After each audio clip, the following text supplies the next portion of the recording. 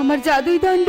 তাড়াতাড়ি আমাকে আমার জাদুই দণ্ড খুঁজে বের করতে হবে। ওই জাদুই দণ্ড ছাড়া আমি পরিরাজ্যে ফিরে যেতে পারবো না।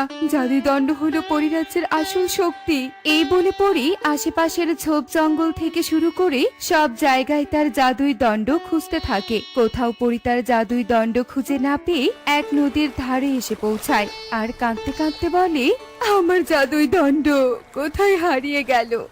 কত জায়গায় খুঁজলাম, কোথাও খুঁজে পেলাম না। জাদুই দণ্ড ছাড়া তো আমি শক্তিহীন। কোনো খারাপ শক্তির সাথে আমি লড়াই করতে পারবো না। এদিকে জাদুই দণ্ড ছাড়া পরিরাজ্যের প্রহরীরা আমাকে পরিরাজ্যে প্রবেশ করতেও দিবে না। তবে কি আমি সারা জীবন এই বনেই থেকে যাব?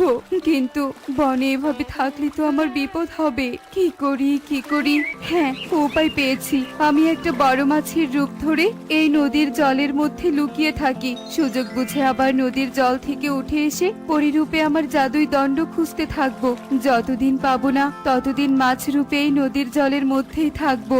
এই বলে পরি তার রূপ পরিবর্তন করে বড় একটা মাছের রূপ নেয় আর নদীর জলে নেমে পড়ে। পরি যেই নদীতে মাছ রূপে থাকতে শুরু করে সেই নদীর কাছের বনেই অনেক পাখি বসবাস করে। এই টিং টিং, আজ আমরা কি খেলবো রে? চল আজ আমরা লুকোচুরি খেলি। তুই লুকিয়ে পড়, আমি তোকে খুঁজে বের করবো। চাচা তাড়াতাড়ি লুকিয়ে পড়, আমি গণনা করছি। 1 2 3 4। এই কুহু, লুকিয়েছিস কি?